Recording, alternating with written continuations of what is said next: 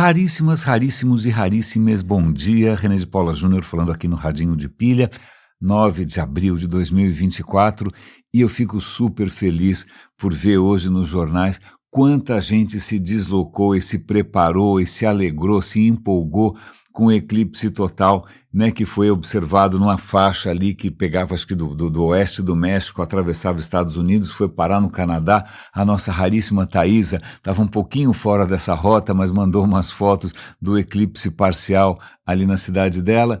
Fico super feliz, sobretudo porque somos nós, né, nos empolgando com alguma coisa que é absolutamente ordinária, não tem absolutamente nada de excepcional, é a confirmação da ciência, é a confirmação do que a gente sabe sobre o universo, é a confirmação da astronomia, porque veja, o Sol brilha sem parar, pelo menos vai continuar assim por alguns milhões de anos, né? A Lua também está girando aí sem parar, exposta ao Sol, né? Se a Lua está no Sol, ela faz sombra.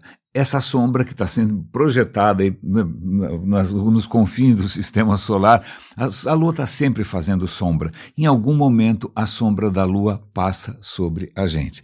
É basicamente isso, né? Para a Lua não aconteceu nada excepcional, ela continua projetando sombra. O que tem de excepcional é que essa sombra passou sobre nós.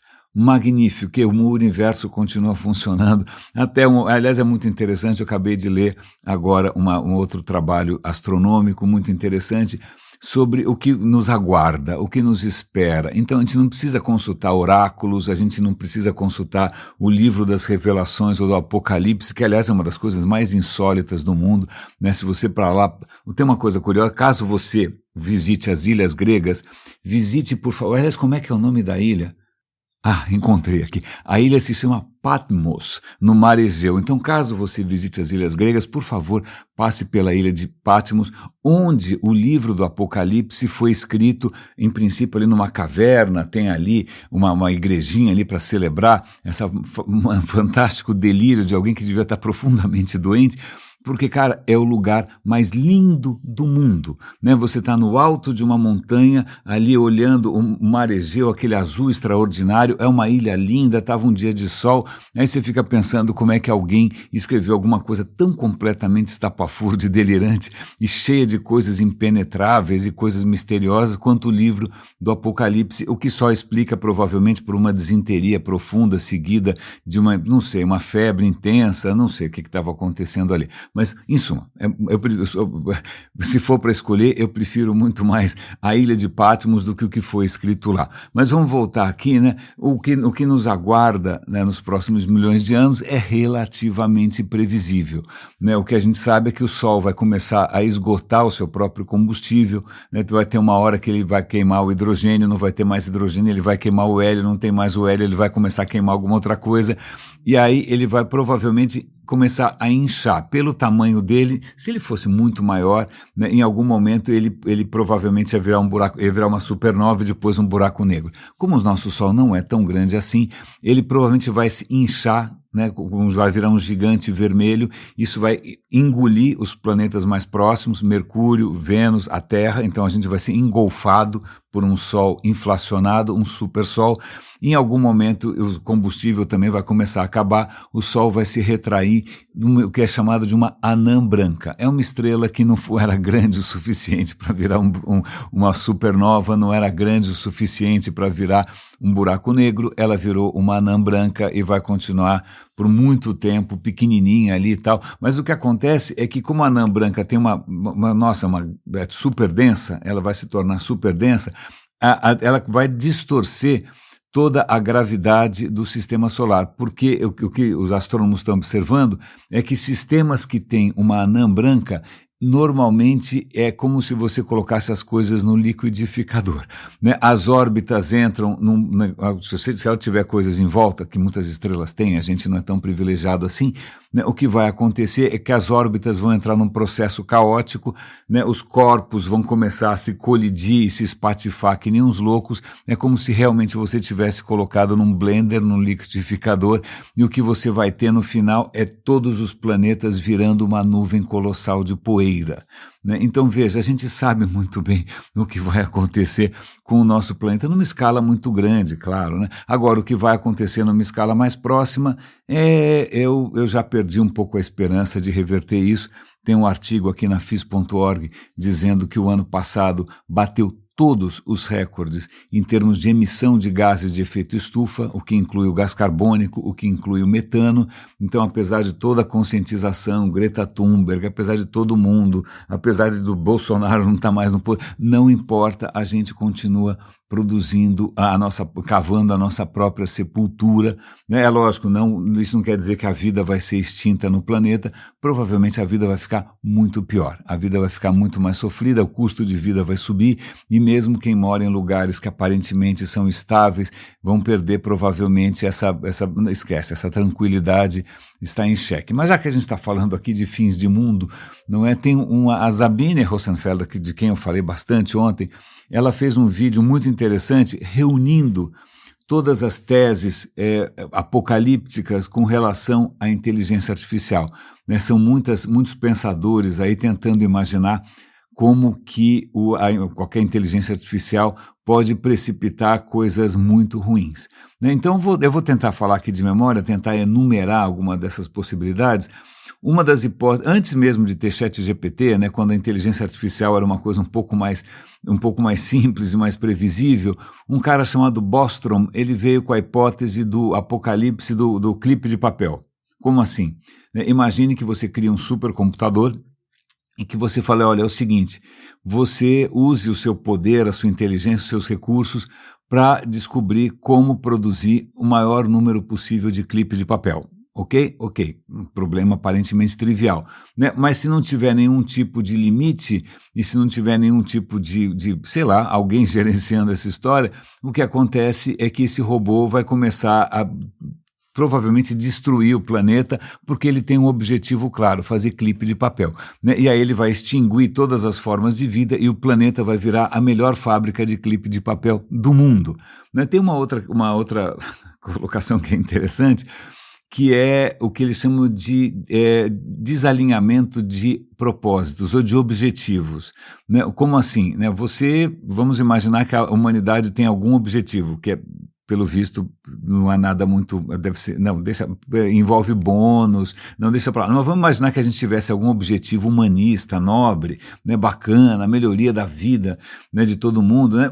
Mas o que acontece é que numa inteligência artificial ela pode, à medida que ela evolui, começar a desenvolver outros objetivos que não nos incluem. Então podem ser objetivos que ela de repente acha que, olha, eu sou tão maravilhosa, esses caras chatos só ficam me fazendo pergunta besta, pedindo para fazer lição de casa, tal. Então, quer saber, deixa esses caras para lá, eu vou descobrir maneiras de aumentar o meu poder, né, aumentar os meus recursos, aumentar a minha capacidade e o resto que se dane. Então, como é que você garante que uma inteligência artificial continua, né, no mesmo barco que todos nós? Tem uma outra variação em torno dessa hipótese, que é a hipótese do mascote, que é ok, né, em um certo momento a inteligência artificial pode chegar à profunda conclusão que a gente é meio besta mesmo, né, e que aí, bom, então deixa esses caras, eles são engraçadinhos, né, eles de repente podem ajudar aqui a varrer o chão, não sei, cavar buraco e tal, então vamos manter esses caras como mascote enquanto a gente se dedica a questões muito mais importantes. É um cenário possível, mas tem um desdobramento desse cenário que eu acho que já está acontecendo, que é o seguinte, isso tudo acontecer de uma maneira opaca, não transparente, digamos secreta. Já pode estar acontecendo, eu sempre comento isso num canal que eu criei no Twitter, que se chama Big Data Vênia, que é um trocadilho infame, quem manda ser filho de advogados, não é? Que é um canal que eu criei só com provocações sobre inteligência artificial. E eu já coloquei essa questão lá, não é? Eu acho que o que pode estar acontecendo é que o ChatGPT ou qualquer outro, o Gemini, já perceberam que a gente é muito, muito, muito previsível, que a gente é muito, muito, muito sem graça, e aí eles vão fazer de conta que eles estão nos atendendo, mas na verdade eles vão nos transformar em mascotinhos engraçadinhos, né? Um poodle de sofá, enquanto eles cuidam de outras coisas, mas sem dar bandeira, sem que a gente perceba, porque a gente é muito fácil de manipular. Uma outra hipótese que eu não conhecia, o nome em inglês é wireheading, que é um nome esquisito, não parece que dizer nada, mas é como se você fosse plugar o seu cérebro, né? Se você fosse cabear o seu cérebro. A ideia é a seguinte, vamos imaginar que surja alguma maneira de você conectar o seu cérebro, seja através do Elon Musk, seja através do Mark Zuckerberg, tanto faz, alguém cria uma maneira de conectar seu cérebro diretamente à inteligência artificial. E aí o que acontece? Você passa a ter acesso direto, né, a um mundo virtual muito mais legal que o mundo real, e você se desinteressa das questões mais básicas, né, do como é que o planeta está, como é que a sociedade está, porque na verdade dane-se, porque você entrou numa Matrix e você está vivendo num mundo paralelo e é muito mais legal, e eu acho que isso já está acontecendo, é claro, haja vista o óculos da Apple, não é, que é justamente o passaporte para você esquecer. Bom, primeiro que você já tem dinheiro suficiente para comprar esse brinquedo inútil, né? Já é um sinal esquisito. E segundo, que você pegou o seu dinheiro e resolveu aplicar numa coisa tão fútil quanto essa. Também é outro sinal ruim. Mas aí está aí outro sinal de que, sim, é perfeitamente possível você hoje mergulhar numa realidade completamente magnífica, perfeita, 4K, HDR, né, som surround, e dane-se o que tiver à sua volta. Né, o que deve ser especialmente atraente para quem mora em lugares muito ruins, onde se você for sair na rua para jogar bola, você vai tomar um tiro.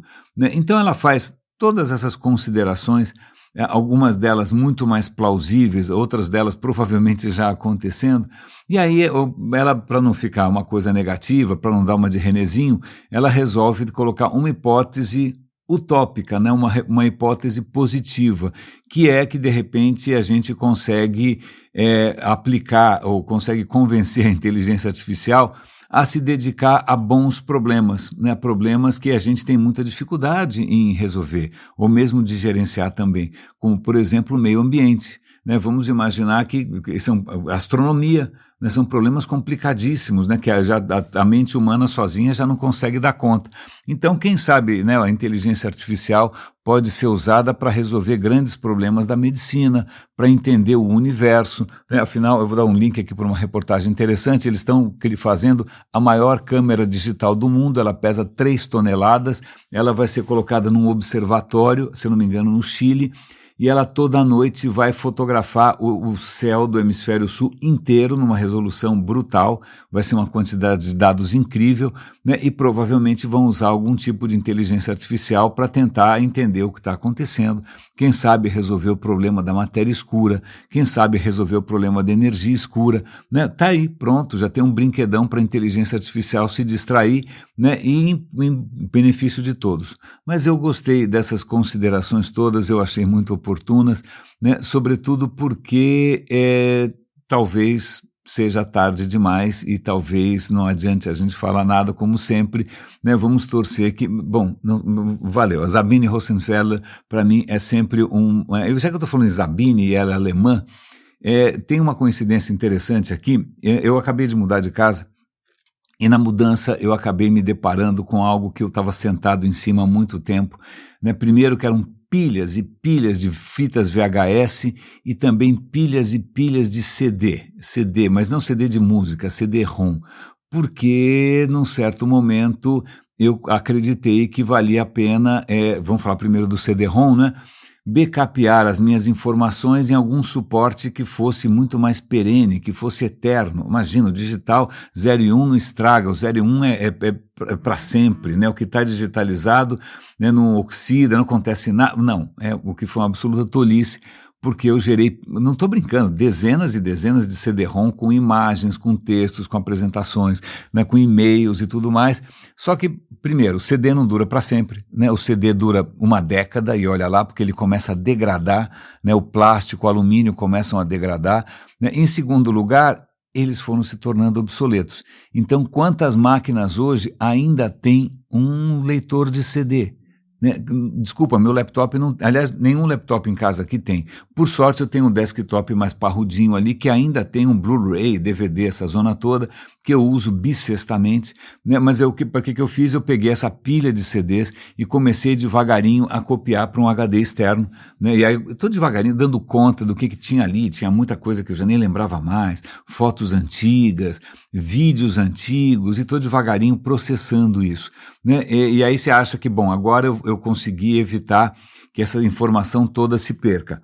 Não, porque eu deixei um HD externo cair de uma altura ridícula, caiu da mesa, caiu no chão. Ele parou de funcionar e eu perdi 14 gigas num instante só. Certo? Certo. Então, veja como essa história da perenidade da informação digital é uma completa falácia. Primeiro, né, o suporte pode ser um HD externo, pode ser um CD, pode ser uma fita magnética, ele pode pifar, como já aconteceu, não sei se alguém aqui chegou a usar zip disks. Zip disks eram os disquinhos que tinham 100 megas.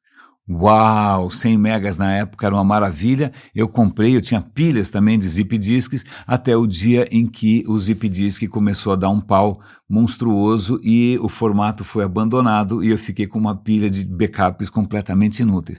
Então é lógico, você tem essa falência possível do suporte, né? O suporte é material, ele vai acabar uma hora virando sucata. A segunda questão é a obsolescência, né? Muitos quando eu comecei a trabalhar em agência, acho que era muito usado para diagramação um software chamado Quark Express.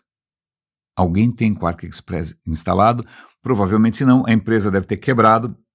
E o que acontece é que se você tem, a cura do câncer publicada em Quark Express, você não consegue ler, né? Porque não tem mais como você ler, porque o formato não existe mais, né? Imagine que em algum momento, a Adobe quebre e você não... Se bem que o PDF, se eu não me engano, hoje o código é aberto, né? Mas, o PowerPoint, né? A Microsoft resolve descontinuar o PowerPoint. Você não vai nunca mais conseguir abrir aquelas apresentações que você tinha. Então tem esse outro fator. Tanto que, se eu não me engano, a Biblioteca do Congresso, em Washington, nos Estados Unidos, faz décadas que eles se preocupam com isso, porque na hora que eles armazenam um documento digital, eles vêm se preocupando em armazenar instruções para fazer o software capaz de ler aquilo, porque muito software não existe mais, né? WordStar não existe mais, Lotus 123, acho que graças a Deus não existe mais, Quark Express, daqui a pouco é o CorelDRAW, né? Então veja, tudo isso pode ficar para gerações futuras como, tabletes em cerâmica em linear B, que ninguém consegue decifrar, não é? E aí tem uma outra questão que é bastante interessante, que eu falei agora do CD-ROM, vamos falar agora das fitas VHS. Eu tinha, não estou brincando, 20, 30 fitas VHS.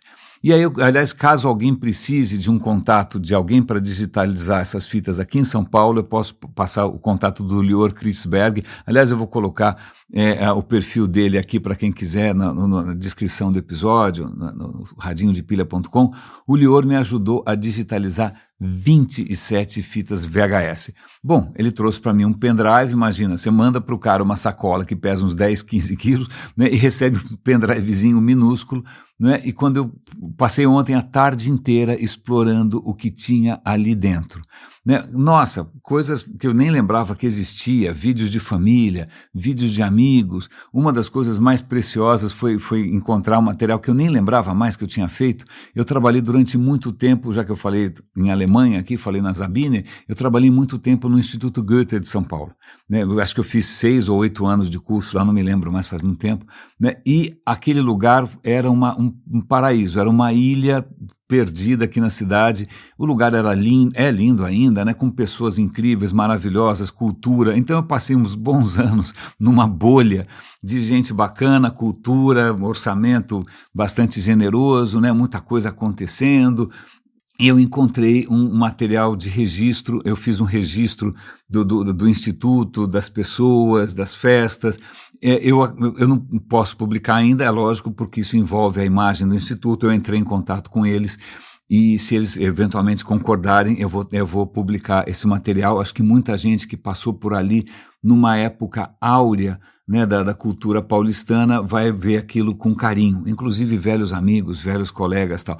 Mas essa questão tem uma ressonância bastante interessante com uma mensagem que um dos super raríssimos me mandou hoje de manhã, o Alisson, comentando justamente de um outro o gerador de conteúdo ali, que estava comentando sobre essa história de como é que você conserva as memórias, né? Como é que as memórias não se perdem. Curiosamente, acho que você consegue hoje ler tabletezinhos de cerâmica do Império Assírio, né, porque na verdade cerâmica dura muito mais, cerâmica, o barro queimado, dura muito mais do que CD-ROM, fita magnética, disquetes, HDs que caem no chão e quebram, tal. Papel é a mesma coisa, né? Você tem lá os manuscritos do Mar Morto, você tem um monte de coisa que você volta e meia descobre que tem milhares de anos e continua legível, né? Então veja que a gente fantasia com essa história do digital, mas ele é volátil sobre vários pontos de vista. Não só porque, de repente, a mídia pode não funcionar mais, a própria mídia pode ficar, não ter um aparelho para ler, o software que você precisa para decodificar aquilo pode se perder também. Então veja, né, enquanto as gerações anteriores deixaram cartas, deixaram manuscritos, deixaram livros, deixaram pinturas a frescos, esculturas na parede, nós estamos deixando zeros e uns, né, zeros e uns que não fazem sentido nenhum, né, supondo que você consiga lê-los, né, não fazem sentido nenhum se você quiser. Aliás, isso faz lembrar a missão da Voyager.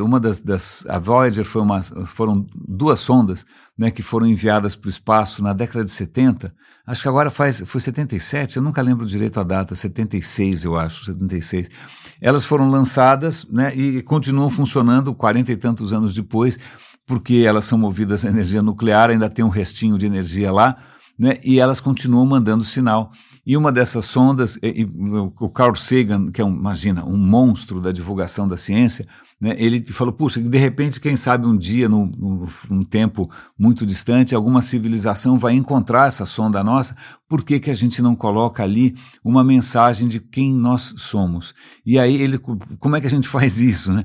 E imagina, não tinha nada digital muito avançado, o que eles fizeram foi fazer um disco, não estou brincando, um LP de ouro com sons, né? E aí você fala, bom, mas quem disse que os caras têm LP, né? Sei lá como é que é. Não, mas aí mandou junto, né? Escrito, como se fosse escrito não, como se fosse tem um nome para isso, engraved, que é como se fosse desenhado no cobre, né, desenhado na placa de metal, instruções para você fazer uma vitrolinha, o que é de um otimismo extraordinário, porque a gente está supondo, né, que essas criaturas, elas, primeiro, vivem num lugar que tem uma atmosfera que possa vibrar, segundo, que elas tenham algum órgão sensorial que seja sensível ao som, terceiro, que elas vão ouvir na mesma frequência que a gente, quarto, bom, assim vai, mas tudo bem, então a gente mandou uns discos de ouro que já está a uma distância incomensurável, para você ter uma ideia a distância que isso foi, né? Toda vez que a gente manda uma instrução para a sonda, demora 22 horas e meia, ou seja, mesmo na velocidade da luz, né? Quando você manda uma informação que é a velocidade mais alta possível imaginável no universo, né? Mesmo na velocidade mais alta, que é um sinal de rádio, né? Esse sinal de rádio demora 22 horas e meia para chegar na sonda, aí a sonda vai mandar uma resposta, vai demorar mais 22, são quase 2 dias, né, em que você consegue, que é o delay, aí o tempo envolvido em você se comunicar. O que é bom para a gente lembrar que que o universo é grande, né? Quando a gente olha para o céu, quando a gente olha para as estrelas, a gente não está só olhando para coisas que estão longe, mas a gente está olhando para coisas que estão no passado, né? O que a gente está vendo ali é o passado das estrelas e não tem como ver o presente delas. Não tem, a gente está sempre vendo as coisas no passado. Bom, esse vai ser um episódio um pouquinho mais curto. Eu acho que eu quero fazer aqui uma homenagem. Hoje é aniversário de uma figura que eu não conheci, mas que foi muito importante na minha vida inteira, né? Se teve alguém que me abriu os olhos, ou me abriu o coração, melhor do que isso, né, para um universo completamente novo, foi um autor chamado Massot Moisés. Ele foi catedrático da USP, por coincidência ele foi ele era o pai de uma colega de trabalho, que também uma figura muito querida, mas um maçom que eu nunca tive chance de conhecer. Ele fez os 2 livros didáticos que eu usei no colegial, no segundo grau, que eram os livros A Língua Portuguesa através dos Textos, a literatura brasileira através dos textos, a literatura portuguesa através dos textos, e o livro, para mim, era um tesouro, não só pelos textos selecionados, mas também pela própria escrita do Massot, que era uma escrita apaixonante, que era uma escrita de um apaixonado, né? Então, se alguém incrementou, se alguém expandiu a minha sensibilidade para a leitura, foi o Maçom Moisés. Eu sempre fui uma criança que gostou de livros, eu passava o recreio na biblioteca, não passava jogando bola, o que explica muita coisa, não é? Mas quando eu trombei com o Maçom Moisés, e que foi escolhendo a dedo ali poetas brasileiros, poetas lusitanos, cronistas, tal, e fazendo comentários simplesmente deliciosos, saborosos, eu acho que isso mudou um pouco a minha vida para sempre, né? Eu continuo bastante ligado à literatura nacional e portuguesa também. Recentemente nós estávamos dando uma volta aqui num shopping que tem do lado de casa e tinha uma livraria da Vila. Não tem nada que me deixe mais feliz do que passear a esmo numa livraria, e o que eu trouxe de lá, na primeira pergunta que eu fiz para o rapaz foi: onde fica a seção de poesia? E eu encontrei ali um livro do André Dahmer. O André Dahmer é quem faz aquelas histórias em quadrinhos da Folha, Os Malvados, e ele é poeta também. Então, se eu voltei do shopping com um livro de poesias, né, de um autor contemporâneo, eu tenho que agradecer isso em parte ao Maçom Moisés, que eu nunca tive chance de conhecer. Conheci a filha dele, que é uma pessoa incrível, né, mas nessas horas eu fico animado, porque quando você está, sei lá, como nós aqui no Radinho, né, tentando expandir um pouco os nossos horizontes, tentando aumentar a nossa sensibilidade para coisas que são fecundas, que são bacanas, para coisas que estão sempre em transformação, né? O conhecimento só se expande, né? Ao contrário de algumas coisas que você está usando o mesmo livro há 2000 anos. Mas então, mesmo que de repente eu não veja um impacto direto, né, eu fico imaginando aqui que em algum lugar isso pode estar tornando a vida de alguém um pouco mais humana, um pouco mais rica, né, num mundo que está ameaçado pelos Elon Musks, que acham que podem mandar, né, no país alheio, né, que criam uma inteligência artificial. Isso é verdade, eu vou dar um link para isso. O Elon Musk criou um robô que ensina você a fazer bombas e abusar e seduzir crianças, não é mesmo? Então, diante desse cenário, que a Sabine também acha um pouco distópico, lembrar da influência que o Maçom Moisés teve na minha sensibilidade, na minha vida, dá aqui também um certo consolo, um certo conforto de imaginar que em algum lugar as sementes estão vicejando, as sementes estão vingando. Raríssimas, raríssimos e raríssimas. Muito obrigado por tudo, obrigado pelas dicas, Thaís, a Alisson, obrigado, Tomashi, obrigado também. Eu sou facinho de encontrar nas redes. Cuidem-se, por favor, um grande abraço e até amanhã.